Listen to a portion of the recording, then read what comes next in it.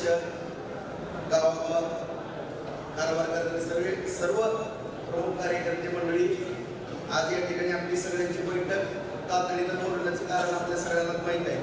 आणि मी पण जास्त वेळ घेणार आहे, फक्त 5 मिनिटात तुम्हाला तुमच्या मनामध्ये ज्या विषयी मला सगळ्यात माहीत आहे, म्हणजे सगळ्या कार्यकर्त्यांची जी भावना आहे ही भावना माझ्यापर्यंत पोहोचलेली आहे. मी रोज 150 ते 200 फोन माझे सगळ्या गावात सगळ्यांना रोज 150-200 फोन मी करतोय. प्रत्येक गावामध्ये माहिती घ्या, कार्यकर्त्याला येत असतील किंवा न्यूट्रल माणसाला येत असतील. 150, 200, 250 फोन माझे रोज सगळ्या गावागावात चालू आहे. सगळ्याकडनं मी कानोसा घेतोय. नसली काय आपण कधी इकडे तिकडे पळापळ्या केलेली नाही. आपण आपल्या जागेवरती खंबीरपणाने काम करणारे कार्यकर्ते.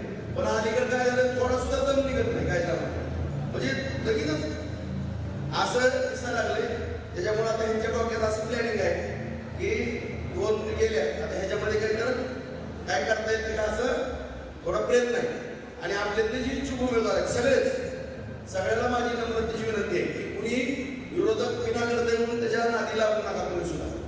आणि काय जणांना म्हणतात काळजी करून तुम्ही निवडून आणतो किंवा निवडून आणतो, अजिबात तुम्ही कोणाच्या नादी लागला. आपली पार्टी भक्कम आहे, पार्टी मजबूत आहे. पार्टीला एक कार्यकर्ता हत्तीच्या ताकदीचा आहे. तुम्हाला सांगतो, मला त्याची जाणीव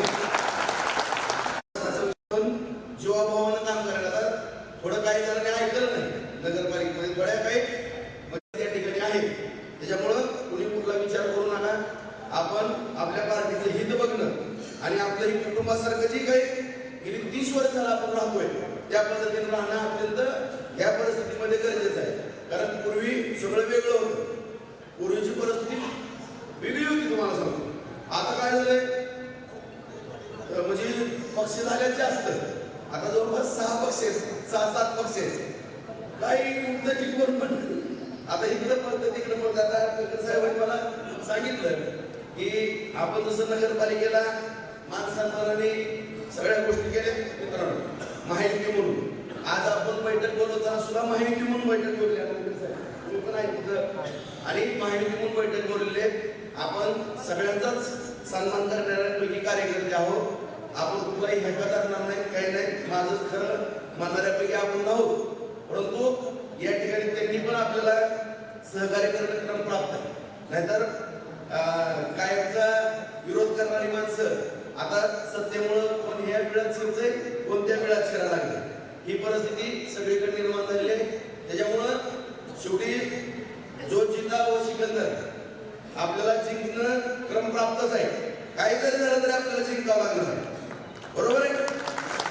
आणि आपण जिंकल्याशिवाय पुढचं 3.5 वर्ष सुरू नाही. नीट समजून घ्या.